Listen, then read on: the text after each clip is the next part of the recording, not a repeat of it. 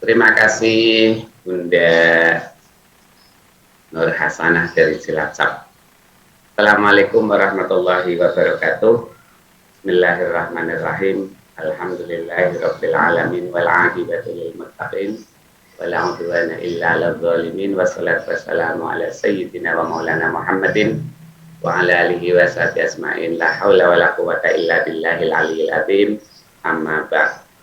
Yang sama-sama kita hormati beliau Bapak Dr. Suwardi MPD, Kasubdit Kurikulum dan Evaluasi, Direktorat KSAKK, Dirjen Pendis Kementerian Agama Republik Indonesia. Yang sama-sama kita hormati Bapak Kakanwil Kementerian Agama, Bapak Kepala Bidang Pendidikan Madrasah pada Kanwil Kementerian Agama, beliau yang insya Allah tadi sudah memberikan pencerahan pada kita meskipun dalam perjalanan. Yang saya hormati mudah-mudahan sehat selalu.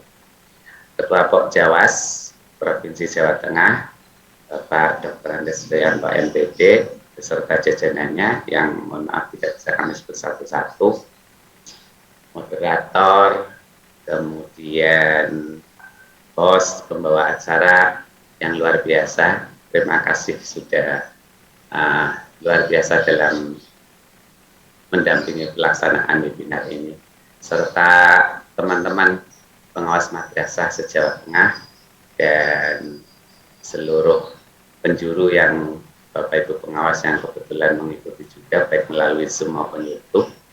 Kemudian Bapak Ibu kepala madrasah dari semua jenjang, Bapak Ibu guru dari semua jenjang dan hadirin yang mudah-mudahan dirahmati oleh Allah. Alhamdulillah pada kesempatan pagi hari ini dipertemukan Allah meskipun dalam dunia nyata, tapi kontak batin kita untuk bagaimana membangun madrasah, mudah-mudahan Allah berikan keberkahan pada kita semua. Amin. Salawat serta salam mudah-mudahan diaturkan pada beliau Rasulullah Sallallahu Alaihi Wasallam. Bapak Ibu yang saya hormati, kurang lebih 1 jam untuk membahas tentang kurikulum merdeka. Saya yakin baru kulitnya, tapi paling tidak mungkin nanti untuk melengkapi 1 jam yang kita lakukan berdasarkan penyajian dan diskusi ini nanti akan kita pertajam melalui diskusi tanya jawab, sehingga apa sih itu kurikulum merdeka dan bagaimana implementasinya di madrasah, paling tidak sudah ada gambaran sekilas untuk bisa menentukan langkah dan langkah apa yang akan kita lakukan berkaitan dengan regulasi baru, berkaitan dengan implementasi kurikulum di tahun 2022-2023 dan seterusnya. Bapak Ibu yang saya hormati, perkenankan saya izin untuk share screen.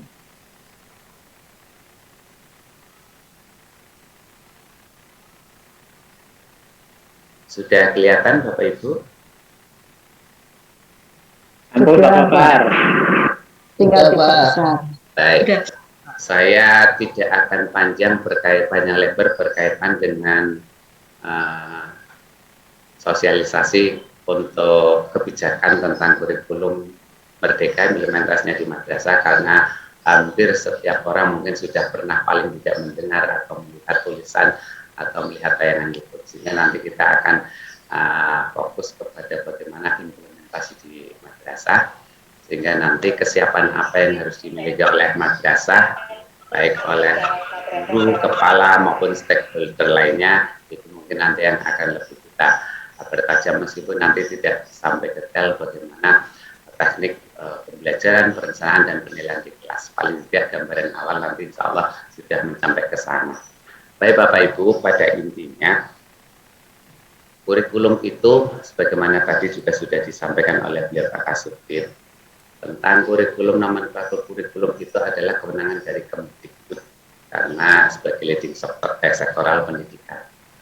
Kemudian dalam implementasinya itu baik Kemdikbud maupun Kemenak itu ada kewenangan untuk menjabarkan bagaimana implementasinya, dan untuk Kementerian Agama kita sudah terbit KMA nomor 347 tahun 2022 tentang pedoman implementasi kurikulum pada madrasah.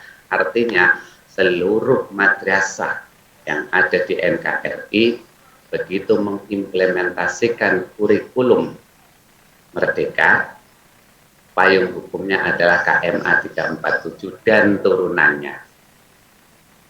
Alhamdulillah baru tadi pagi kita selesaikan tentang beberapa buku panduan yang nanti akan mendampingi Bapak Ibu, baik kepala madrasah maupun guru maupun pengawas dalam mengawal dan memastikan bahwa kurikulum madrasah sesuai dengan harapan.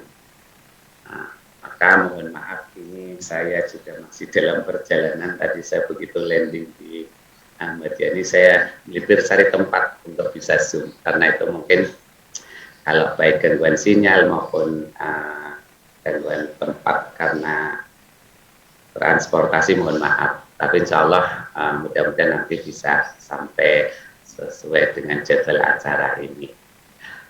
Baru saja misalnya beberapa pedoman yang nanti akan melengkapi dan menyempurnakan KMA 347 sebagai implementatifnya. Pedoman yang pertama adalah sudah kita selesaikan kurikulum operasional di madrasah, kurikulum operasional Merdeka di madrasah, di mana nanti dalam panduan tersebut Bapak Ibu Kepala Madrasah, pengawas nanti akan didampingi oleh guru panduan itu untuk merancang desain kurikulumnya, karena otomatis ada perbedaan yang mendasar nanti pada saat penyusunan dokumen kurikulum operasional madrasah. Apa saja nanti substansinya, insya Allah nanti kita bahas ke depan. Yang kedua adalah buku panduan untuk penguatan proyek Pelajar Pancasila dan Rahmatan lil Alamin. Buku ini juga akan menjabarkan tentang bagaimana sih hubungan antara kurikulum Merdeka, kemudian bagaimana dengan pembelajaran, bagaimana dengan penguatan proyek Pelajar Pancasila. Karena pada intinya Bapak Ibu, kurikulum Merdeka itu menekankan pada kemampuan kemandirian peserta didik dalam menghadapi masa depannya, apalagi sekarang dengan kondisi yang serba unpredictable. Artinya masa atau kondisi itu berjalan tanpa kita dapat prediksi. Kemudian tidak hanya itu, punya kemandirian, kemampuan untuk memecahkan masalah, dan sekaligus ini yang paling penting adalah dijiwai karakter bagaimana sebagai bangsa yang diwarai dengan karakter Pancasila. Apa itu, bagaimana, itu nanti kita insya Allah akan kita sampaikan berikutnya. Kemudian khusus untuk Kementerian Agama, di samping proyek Belajar Pancasila dikuatkan pula sebagai kekhasan madrasah, yaitu apa? Generasi yang rahmatan lil alamin. Generasi yang bisa memberikan menyejukkan, memberikan kasih sayang kepada semua umat manusia, termasuk bagaimana rahmatan lil alamin itu hubungan antara makhluk hidup dengan manusia dengan makhluk hidup lainnya, dengan bangsanya, kemudian dengan sosialnya, itu nanti muncul pada bagaimana penguatan proyek Pancasila dan rahmatan lil alamin. Insya Allah nanti juga kami sampaikan berikutnya. Kemudian panduan ketiga adalah panduan tentang pembelajaran dan asesmen. Lewat panduan ini nanti akan ada beberapa hal yang nanti bagaimana seharusnya madrasah, kemudian bagaimana guru, kepala madrasah dalam mengawal, dalam mengimplementasikan kurikulum Merdeka baik di kelas maupun di luar kelas, berkaitan dengan pencapaian yang harus dilakukan oleh madrasah agar menghasilkan output sebagaimana yang tadi kami sampaikan, termasuk di dalamnya bagaimana untuk melihat potensi yang ada di peserta didik, kemudian bagaimana strategi untuk mengembangkan potensi tersebut, kemudian bagaimana guru memberikan assessment, itu nanti ada di buku panduan pembelajaran dan assessment. Kemudian yang keempat, adalah buku panduan atau pedoman berkaitan dengan implementasi kurikulum madrasah, dan ini mungkin nanti yang akan kita bahas awal dengan nanti Bapak Ibu baik kepala madrasah, pengawas, kemudian baik guru maupun stakeholder lainnya sudah tidak merasa ada kegalauan lagi dengan hiruk pikuknya informasi tentang kurikulum merdeka. Nah, kita sudah merancang bagaimana tentang implementasinya di bidang agama. Dan di samping 4 buku panduan tersebut, kita juga sudah menyelesaikan tentang contoh modul ajar baik jenjang MI, MTS, MA khususnya untuk mapel PAI. Sehingga nanti Bapak Ibu dalam pelaksanaannya, meskipun nanti kreativitas dan inovasi menjadi penting dalam pelaksanaan kurikulum merdeka, akan tetapi nanti ada panduan, meskipun panduan itu bukan merupakan kitab suci yang harus persis diikuti. Bapak Ibu silakan, kreativitas dan inovasi itu justru roh dari kurikulum merdeka adalah kemampuan madrasah, kemampuan gurunya, kemampuan kepala madrasahnya dalam memberikan inovasi untuk mencapai output peserta didik yang sesuai dengan yang kami sampaikan di awal. Ya, nanti kata kuncinya bukan mari bagaimana sih contoh untuk panduan ini tidak perlu lagi. Sekarang kemerdekaan itu betul-betul diberikan kepada satuan pendidikan, dalam hal ini madrasah, dari RA, MI, MTS, MA maupun MAK, termasuk di dalamnya kepala madrasahnya, kemudian gurunya dan stakeholder lainnya. Dalam mengimplementasikan kurikulum merdeka itu dibutuhkan kreativitas, inovasi, karena masing-masing madrasah memiliki kekhasan dan karakteristik di antara madrasah-madrasah lain.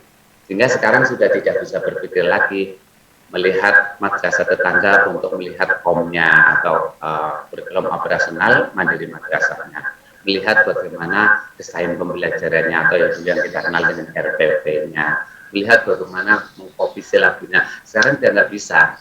Karena apa? Karena implementasi kurikulum madrasah itu mulai dari penyusunan KOM atau kurikulum operasional madrasah, kemudian bagaimana strategi pembelajarannya, bagaimana strategi asesmennya, itu mutlak disesuaikan dengan karakteristik peserta didik. Hanya output yang diharapkan dari kurikulum merdeka itu kita yang nanti dalam implementasinya Bapak Ibu. Karena itu mungkin sekarang yang mungkin paling kita harus benahi adalah kesiapan kita dalam mulai ada kemauan untuk berubah. Mungkin kalau selama ini kemarin di kurikulum 13 sudah diarahkan bagaimana berinovasi dan berekreasi, tetapi masih memungkinkan untuk bisa melihat, mengcopy paste. Tetapi dalam implementasi nanti kurikulum merdeka, Bapak Ibu nggak mungkin. Karena apa? Karena dalam implementasi antara satu sekolah atau satu madrasah dengan madrasah memiliki etape, memiliki sintaks sesuai dengan capaian itu disesuaikan dengan kondisi dan karakteristik, termasuk dalam penyusunan jadwal, termasuk dalam merancang desain. Nah, bagaimana dan apa nanti insya Allah mungkin tidak bisa sedetail sehingga Bapak Ibu langsung mempraktekkan, tapi paling tidak nanti sudah ada gambaran. Itulah kira-kira beberapa panduan dan beberapa contoh modul ajar khususnya mapel PAI yang alhamdulillah baru tadi pagi kita selesaikan, tinggal memfinalisasi dari sisi hukumnya, karena nanti setiap yang dikeluarkan oleh Kementerian Agama harus menilai Biro Hukum. Nah, karena itu mudah-mudahan Bapak Ibu dalam waktu tidak terlalu lama beberapa buku yang nanti akan menjadi panduan implementatifnya untuk madrasah segera bisa Bapak Ibu terima. Karena itu maka yang paling penting adalah bagaimana kita memaknai perubahan yang akan kita lakukan dalam implementasi kurikulum merdeka. Bapak Ibu yang saya hormati, langsung saja bagaimana implementasi kurikulum madrasah di kurikulum merdeka pada madrasah. Ada 2 kategori nanti Bapak Ibu mulai tahun 2022 sampai nanti tahun 2024, 2022, 2023. Hanya ada 2 pola atau dua kategori madrasah. Yang pertama, madrasah yang menyelenggarakan atau menerapkan kurikulum merdeka. Siapa madrasah itu? Madrasah yang akan mendapatkan surat keputusan dari Dirjen Pendis.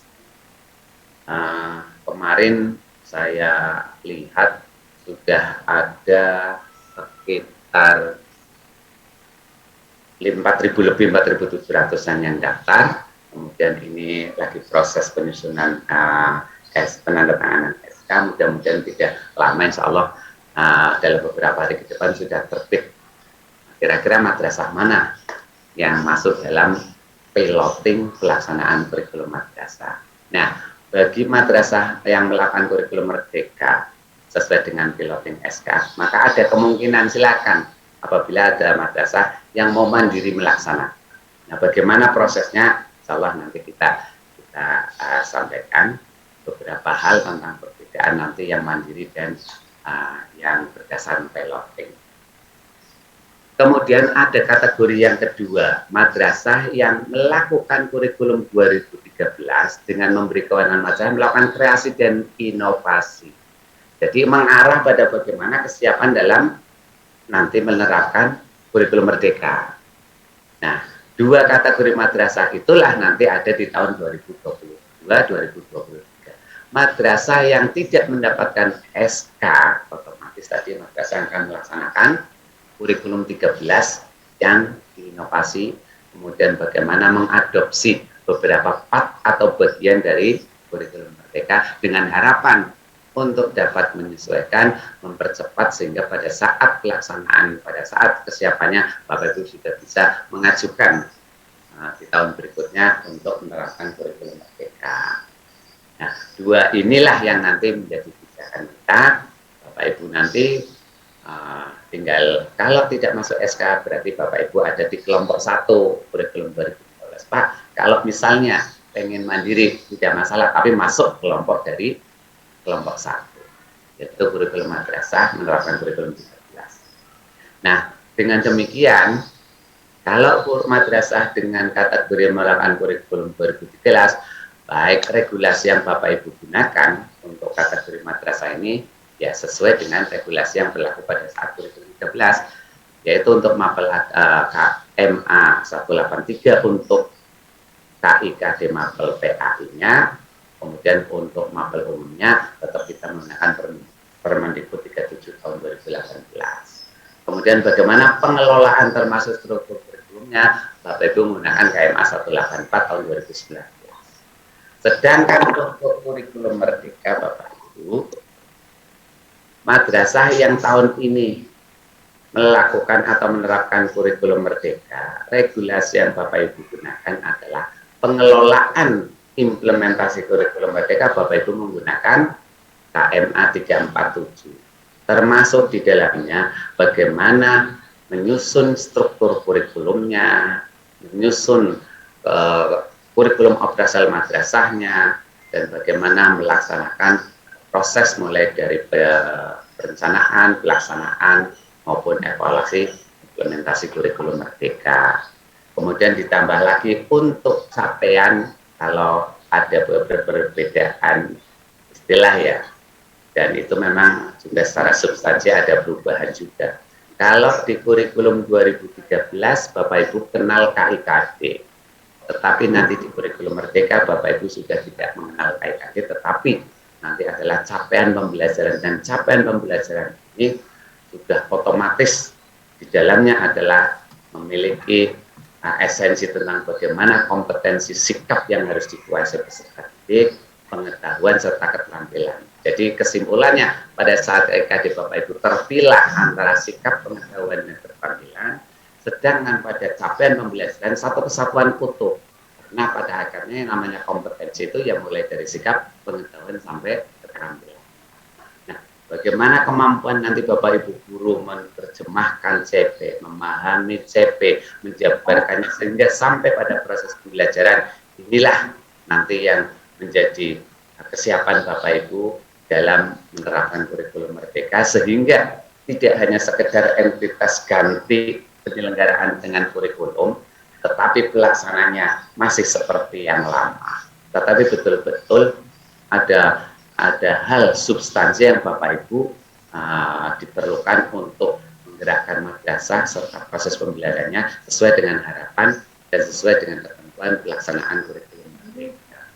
Inilah beberapa hal tentang nomenklatur atau kategori bagaimana implementasi kurikulum Merdeka. Jadi nggak usah khawatir Bapak Ibu kalau tidak masuk SK Piloting, silakan Bapak Ibu menggunakan kurikulum 13 dan persiapan untuk menerapkan kurikulum. Ini juga harus dilakukan oleh madrasah, tidak serta-merta begitu kurikulum 2013 ada di zona nyaman, karena nanti sampai dengan tahun 2024, kalau tahun ini tahun 2022 2023 sasaran kelas untuk pelaksanaan kurikulum Merdeka bagi MI adalah kelas 1 dan 4.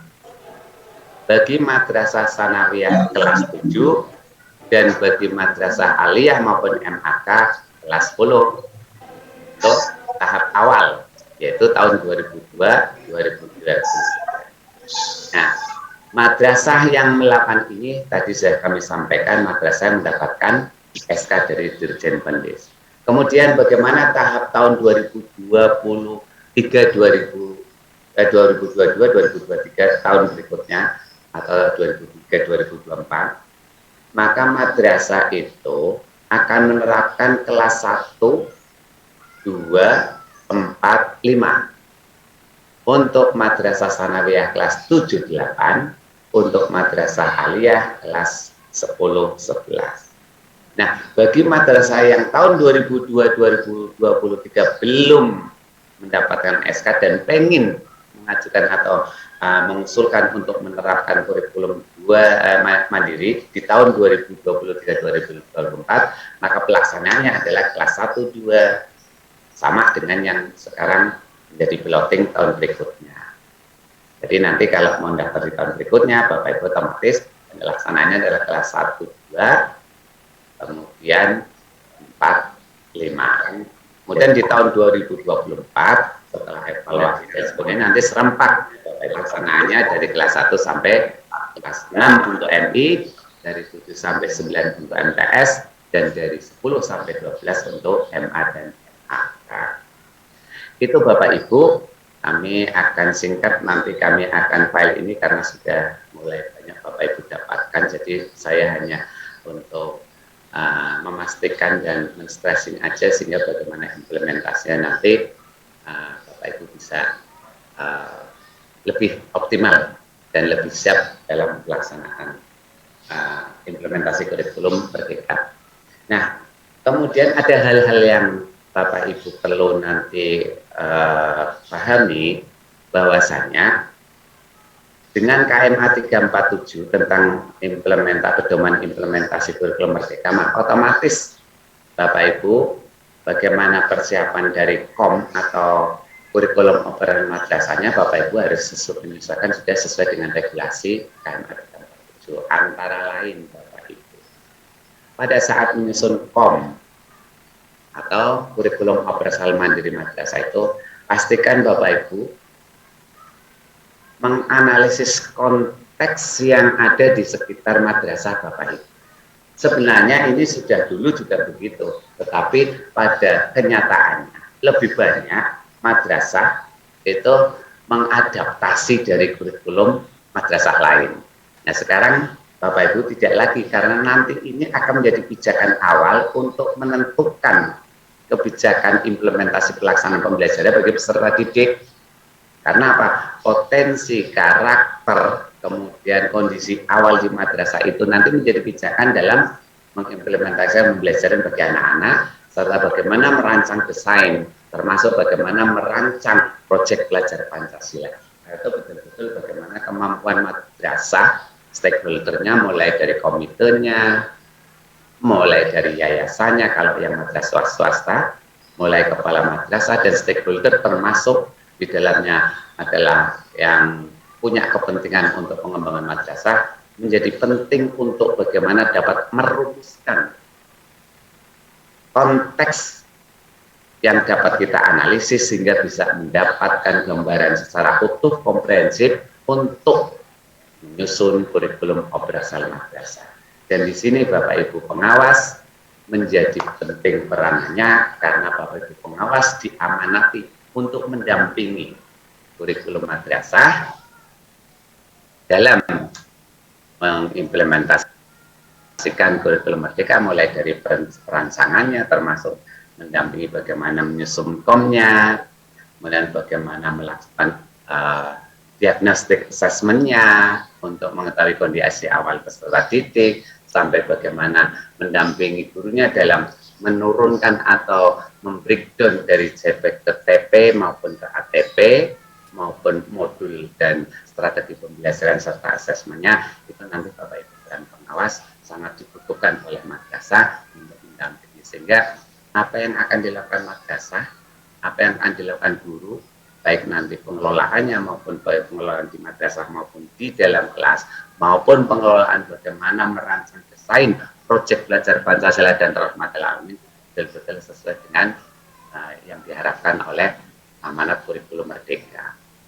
Nah, pada saat susun kurikulum ada perbedaan antara struktur kurikulum yang ada di KMA 13 dan kurikulum Merdeka. Perbedaan yang mendasar adalah penghitungan jam di kurikulum 13 itu berbasis mingguan. Jadi misal saja Al-Quran hadis di kurikulum 2 jam misalnya. Itu artinya setiap minggu harus ada Al-Quran hadis 2 jam. Demikian juga untuk fikih 2 jam. Kemudian untuk IPA misalnya 4 jam. Maka setiap minggu ada. Halo, cek. Saya cek sound, gimana suara? Halo. Jelas Bapak, jelas. Jelas ya? Ya, jelas sekali. Jelas Pak, jelas. Tadi. Terima kasih. Nah, pada saat Bapak Ibu merancang kurikulum pastikan ada perbedaan memang di antara kurikulum 13 dan kurikulum Merdeka. Serius saya sampaikan. Misal saja tadi Quran hadis itu 2 jam di kurikulum 13, artinya setiap minggu harus ada Al-Quran hadis dengan bobot jam 2 JPL. Demikian fikih bahasa Indonesia itu kita hitung 2 jam. Akan tetapi pada struktur kurikulum Merdeka, Bapak Ibu, madrasah itu diberi alokasi jam dalam hitungan per tahun. Efeknya apa Bapak Ibu? Efeknya madrasah boleh mendesain selama dalam satu capaian Bapak Ibu boleh desain. Dalam satu fase itu Bapak Ibu boleh. Misal saja mau dibuat bulanan boleh. Misalnya Al-Quran hadis ada di bulan Agustus. Bulan Septembernya tidak ada karena nanti akan sudah dihabiskan untuk semester pertama di Agustus September, atau mau dibuat 2 mingguan berbasis misalnya agar nanti Al-Quran sesuai dengan capaiannya dihabiskan, monggo. Nah, ada keluasan di satuan madrasah, satuan pendidikan madrasah untuk mendesain.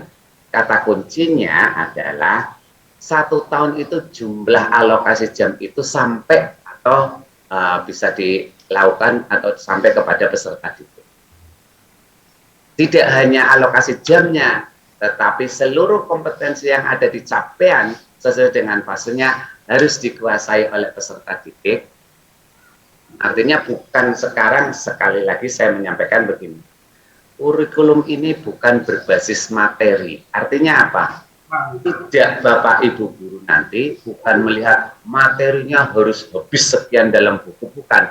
Tetapi untuk pindah ke capaian berikutnya, pastikan Bapak Ibu anak itu nanti sudah tuntas atau sudah sesuai dengan menghasilkan capaian yang diharapkan oleh kurikulum atau oleh capaian pembelajaran. Jadi objeknya sekarang bukan pada kurikulum, objeknya adalah peserta didik. Nah, karena itu subjek dan objeknya adalah peserta didik. Kalau dulu kan yang penting kurikulumnya tersampaikan ke saya, tapi bukan. Sekarang adalah yang penting siswa itu betul-betul tuntas sesuai dengan kurikulum yang diharapkan. Nah, itu yang harus kita mindset kita bangun.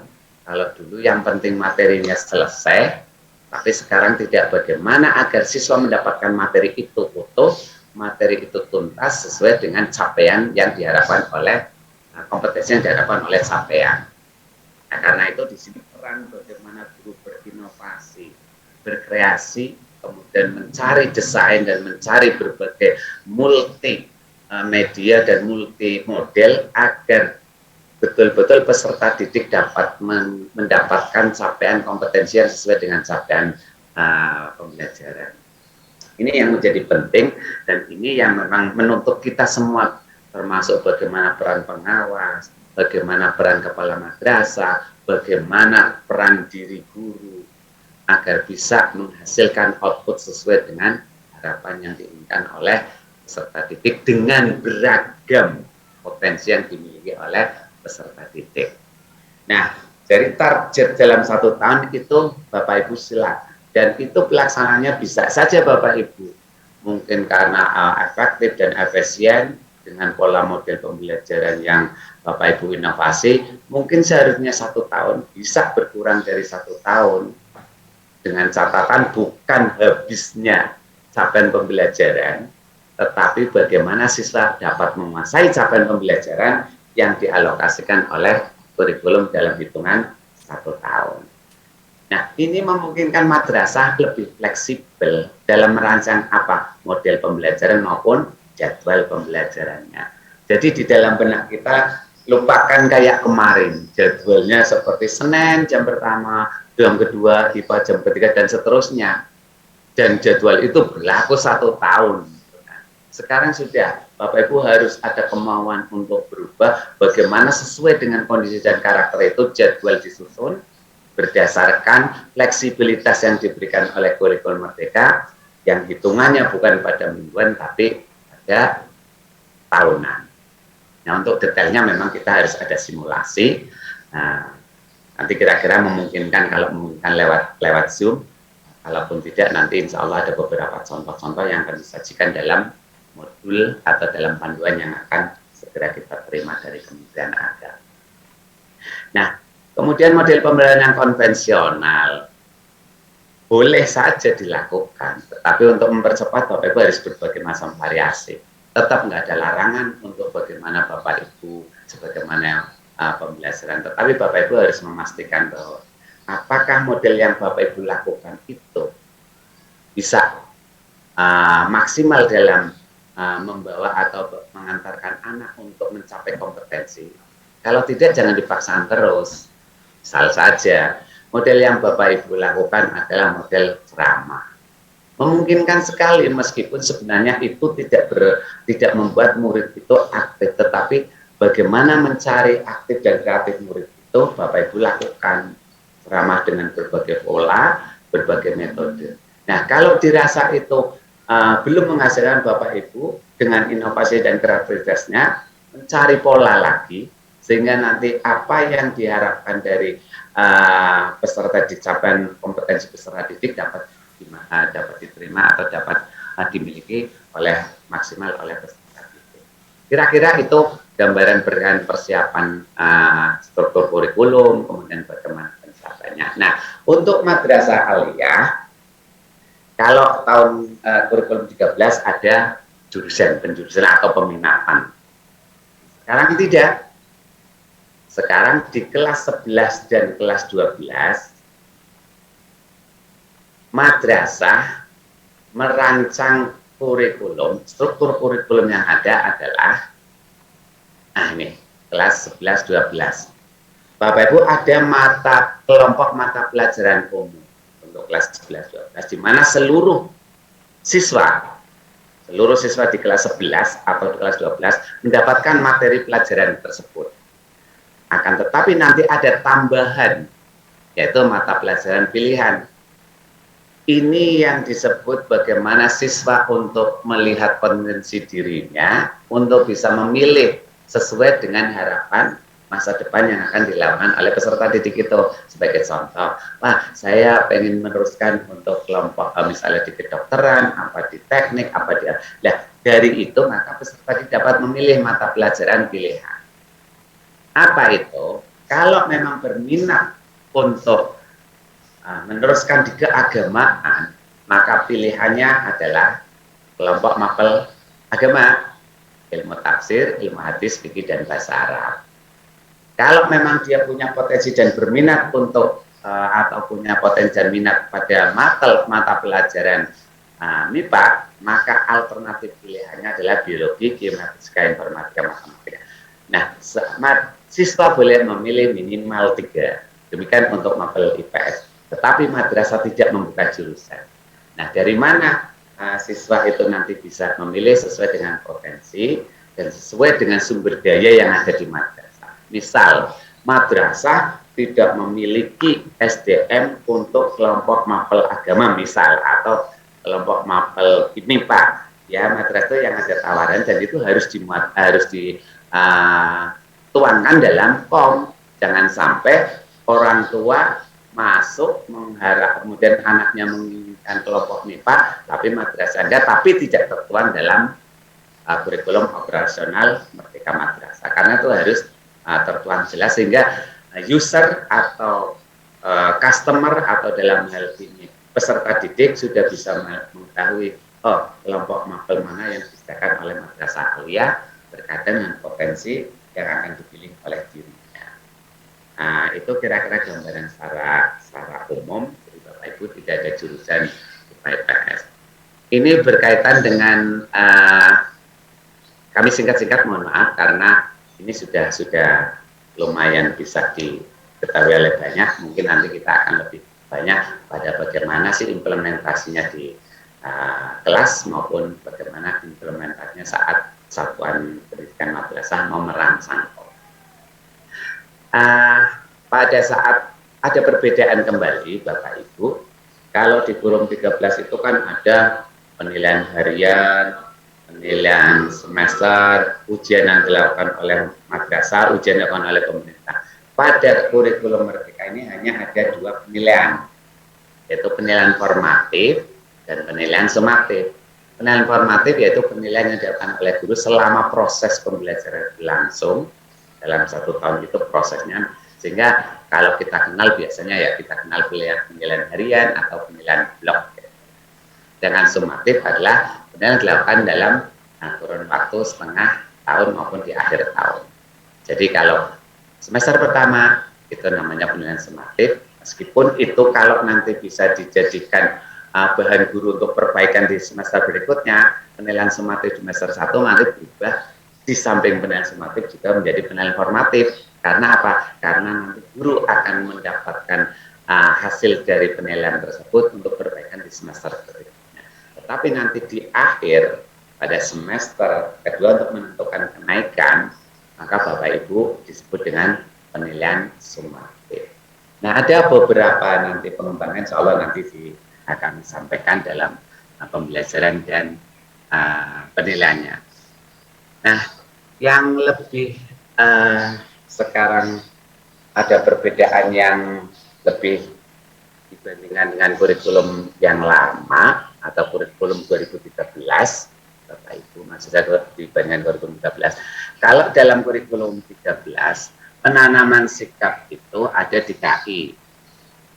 Sehingga banyak orang, dalam tanda petik banyak guru, dalam mengimplementasikan itu terpisah. Padahal itu harus satu kesatuan mulai dari KI 1, 2, KI 3, dan KI 4. Nah, pada saat ini nanti belajar Pancasila itu seluruh mulai dari sikap, pengetahuan, keterampilan, satu kesatuan yang tidak bisa dipisahkan. Dan untuk menguatkan serta untuk menumbuhkan karakter belajar Indonesia yang Pancasila dan rahmatal alamin, maka ada alokasi 20-30%. Artinya begini, untuk MI dialokasikan 20% dari seluruh struktur kurikulum, ditambah 20%-nya itu untuk pelaksanaan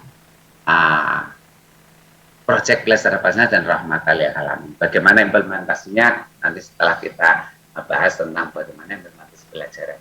Kemudian bagaimana pelaksanaan dari proyek belajar Pancasila rahmatal alamin tidak berkaitan dengan mata pelajaran. Artinya berdiri sendiri, tapi untuk menghasilkan itu diperoleh dari seluruh lintas semua mapel. Jadi bukan misalnya PPKN nanti ada proyek belajar Pancasila PPKN, bukan. Artinya begitu alokasi waktu 20-30% itu nanti dikelola untuk SDMI, untuk MI Bapak Ibu, minimal 1-2 proyek. Jadi nanti madrasah mendesain 2 proyek yang akan dilakukan oleh madrasah itu apa? Mulai dari persiapan, perencanaan, pelibatan siswanya nanti ditentukan. Kemudian nanti instrumen apa yang akan dikembangkan, silakan Bapak Ibu melihat elemen dari proyek belajar Pancasila. Insya Allah nanti juga kami share. Jadi nanti begitu Bapak Ibu di awal tahun pelajaran, nah Bapak Ibu harus melihat, pertama tadi struktur kurikulum sudah dibuat sedemikian rupa selesai, menentukan proyeknya. Lagi-lagi untuk menentukan itu bukan ansih madrasah menentukan, tapi harus dianalisis konteksnya termasuk asesmen diagnostik terhadap peserta didik. Sehingga begitu proyek di launching, peserta didik itu sudah mulai ikut serta dalam mulai merancang bagaimana melakukannya, karena itu nanti sesuai dengan potensi dan karakteristik peserta didik. Yaitu silakan nanti untuk MI minimal 1-2 merancang, MTS 2-3, MA 3-4. Jadi di awal sudah dirancang, sehingga nanti kapan pelaksanaannya. Nah, implementasinya Bapak Ibu, bagaimana mengimplementasinya proyek belajar Pancasila diserahkan ke madrasah. Boleh setiap bulan, karena mungkin dalam satu proyek belum tentu satu kali kegiatan selesai, mungkin akan berlanjut. Nah, silakan Bapak Ibu rancang. Boleh nanti di pertengahan di pertengahan semester alokasikan waktu 1 bulan full untuk melaksanakan proyek belajar Pancasila, silakan.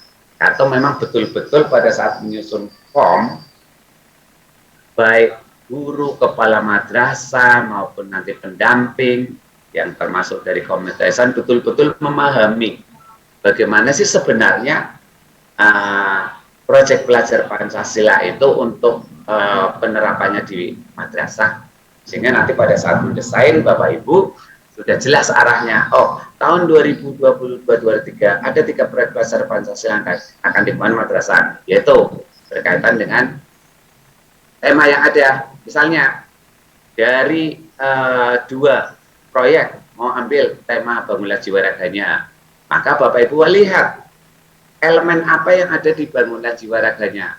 Kemudian bagaimana dirancang, didesain dengan kegiatan proyek yang akan dilakukan. Proyeknya silakan Bapak Ibu tentukan jenis proyeknya. Selama Bapak Ibu mengakomodasi atau memasukkan elemen dari bangunan jiwa dan raga. Nah, jadi mendesainnya nanti tema yang akan dipilih mana dulu. Setelah itu kegiatan apa yang cocok, sesuaikan dengan karakteristik peserta didik. Nah, itu nanti pada saat bagaimana alokasi waktunya. Nah, kalau cukup sekali atau lebih dari 1 kali karena dirasa tidak cukup dalam waktu, bagaimana perancangannya. Nah, itu semua Bapak Ibu satuan pendidikan atau madrasah bisa merancang desainnya. Kata kuncinya dalam setiap tahun 1-2 untuk MI dialokasikan untuk belajar Pancasila sekaligus rahmatan lil alamin. Kemudian untuk MTS 2-3 minimal Bapak Ibu, lebih boleh sangat diperbolehkan, karena semakin seluruh tema itu tersampaikan kepada peserta didik, harapannya karakter belajar Pancasila bagi peserta didik atau siswa Indonesia semakin kuat, sehingga tidak hanya kemampuan mandiri, kemampuan untuk bernalar kritis, tetapi mandirian, nalar kritisnya, kemudian kemampuan untuk menghadapi tantangan itu dilandasi atau dijiwai oleh karakter-karakter sebagai bangsa sekaligus sebagai rahmatan lil alamin. Nah, demikian juga bagaimana untuk melaksanakan profil rahmatan lil alaminnya. Bapak Ibu nanti akan didesain, ambil kira-kira tema mana yang akan bisa dilakukan oleh anak-anak yang akan dikembangkan, kemudian jenis kegiatan tadi. Kegiatannya boleh 1 Bapak Ibu. Bapak Ibu boleh memiliki 1, tetapi nanti elemen dan sebuah elemen itulah yang nanti akan menentukan. Jadi bukan hasil proyek yang menjadi target, tetapi bagaimana siswa melakukan proyek itu dijiwai oleh karakter-karakter sesuai dengan tema yang ada. Itu Bapak Ibu berkaitan dengan regulasi tentang KMA 347. Nah, untuk ini yang menjadi pertanyaan, bagaimana nanti simpatikannya Pak? Karena nanti kan dalam implementasi perancangan struktur kurikulum nanti kan boleh nanti kan tadi ada yang misalnya bukan per mingguan tapi per bulan boleh saja. Lah itu nanti simpatikannya bagaimana? Ya, ini antara berbagai pihak termasuk Direktur KSKK, DPK itu merancang. Jadi madrasah yang menggunakan kurikulum Merdeka nanti akan diikuti juga oleh perkembangan beban belajar sesuai dengan simpatika yang ada mengikuti pola kebijakan pelaksanaan kurikulum Merdeka. Baik Bapak Ibu, saya biar untuk efektif, wah ternyata sudah 1 jam. Nanti mungkin akan sedikit saya sampaikan tentang saya stop screen dulu, saya mau sampaikan implementasi di kelas tapi secara garis besar mungkin ya, karena kalau detail mungkin waktunya tidak cukup. Desain pembelajaran di kelas.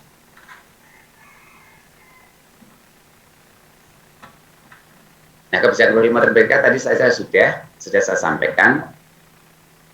Bapak sudah kelihatan Bapak Ibu? Sudah Bapak, sudah. Terima kasih. Bagaimana implementasinya pada pembelajaran? Sudah disusun, struktur kurikulum sudah, berbasis analisis konteks, kemudian sudah dilakukan diagnostic assessment. Artinya diagnostic assessment itu bagaimana? Pada kondisi awal ini nanti akan kita kenal dengan pembelajaran diferensiasi. Artinya mengakomodasi perbedaan, karena itu strategi pembelajarannya juga bagaimana untuk bisa diterapkan pada kelompok atau anak-anak yang memiliki perbedaan. Nah, sebagai gambaran contoh gampang begini Bapak Ibu, ada guru ngaji. Pada saat anak kan biasanya di kampung atau di kota-kota itu ada ustadz kemudian buka ngaji gitu, kemudian siapapun boleh datang, jadi tidak ada pendaftaran khusus, datang. Begitu datang itu kan ustadznya biasanya coba yang kamu sudah bisa mana. Nah itu pada saat pelaksananya tetap satu kelompok yang ngaji bareng, mungkin ustadznya itu ya kamu baca, yang lain nyimak atau kamu baca. Tetapi pada perlakuan bagaimana ustadz atau bagaimana nanti guru memperlakukan peserta didik dengan kompetensi awal yang berbeda, maka pijakannya adalah sesuai dengan potensi yang ada. Itu namanya pembelajaran diferensiasi. Ada perbedaan perlakuan dalam termasuk nanti dalam asesmennya. Nah, untuk detailnya nanti mungkin ada beberapa contoh pada saat nanti kami sampaikan. Jadi misalnya begini Bapak Ibu, ada guru, begitu masuk di awal sudah kita ketahui, misalnya masuk di kelas 1 gitu. Di awal sudah kita asesmen. Nanti pola asesmennya bagaimana sudah ada dicontoh di buku panduan. Itu contoh dan Bapak Ibu boleh mengembangkan. Nah, asesmen diagnostik itu bukan untuk mengetahui benar salah, jadi bukan untuk menilai, tapi untuk mengetahui sejauh mana yang sudah dicapai oleh peserta didik. Misal saja, guru akidah akhlak, kira-kira anak masuk ini, padahal sudah tahu CP di kelas 1 atau CP di fase A, yaitu kelas 1 dan kelas 2, itu yang harus dibahas siswa ini. Kira-kira anak ini, antar satu dan yang lain, misalnya Bapak Ibu, guru, membandingkan dengan siapa ini, kira-kira anak ini bisa mampu, oh ternyata kemampuan baru segini, baru misalnya tingkat 3 untuk sampai pada pencapaian di CP yang ada di fase A atau kelas 1-2 masih jauh. Bagaimana perlakuannya? Ya, itu namanya Bapak Ibu sudah assessment diagnostik atau melihat kemampuan awal. Jadi nanti nggak bisa Bapak Ibu antara satu siswa dengan siswa lain, Bapak Ibu nanti dalam mengukur atau mengakses itu disamakan perkembangan. Nah, kata kuncinya Bapak Ibu nanti bagaimana CP itu diberikan ke anak, pada goalnya nanti kompetensi diarahkan ke anak, tapi tahapan untuk pencapaian itu Bapak Ibu mempertimbangkan asesmen yang Bapak Ibu lakukan. Jadi nanti pada saat termasuk pada saat bagaimana pelaksanaan proyeknya, bagaimana saat dia untuk mengikuti tahap-tahap untuk pencapaian CP-nya. Nah ini yang perlu Bapak Ibu, sebenarnya juga nggak terlalu Bapak Ibu nggak usah berpikir, waduh kalau gitu ribet banget. Nggak seribet yang Bapak Ibu bayangkan. Meskipun tidak semudah yang, karena kita sudah terbiasa dengan pelaksanaan-pelaksanaan yang linear gitu kira-kira. Karena itu maka ini berubah dan memang harus ada kemauan berubah. Jadi romantisme pembelajaran masa lalu itu sudah mulai kita sedikit demi sedikit kita rubah, karena selama ini termasuk bagaimana mengarahkan pembelajaran untuk mencapai tujuan bagaimana anak memiliki nalar kritis, kemandirian, dan kemampuan memecahkan masalah dalam hidupnya, itu memang masih dalam tanda petik Bapak Ibu. Di beberapa hal masih prosesnya mungkin lebih banyak, itu belum sampai ke sana. Jadi mereka hanya dibekali dan dijejali sejumlah materi. Jadi kalau mungkin untuk hafalan, oke, materinya sudah hafal. Tetapi begitu sudah materi diterima, apa yang akan dikembangkan anak dengan materi itu masih minim kira-kira, kalau tidak dikatakan tidak ada, masih sehingga anak mengetahui anak memahami dan menguasai tentang konsep anatofatul minal iman atau konsep tentang kuliah ayyuhal kafirun la a'budu ma ta'budun lakum dinukum waliyatin, dia ngerti, terjemahnya ngerti, tapi dalam implementasinya tidak mampu untuk menghubungkan dalam dunia nyata.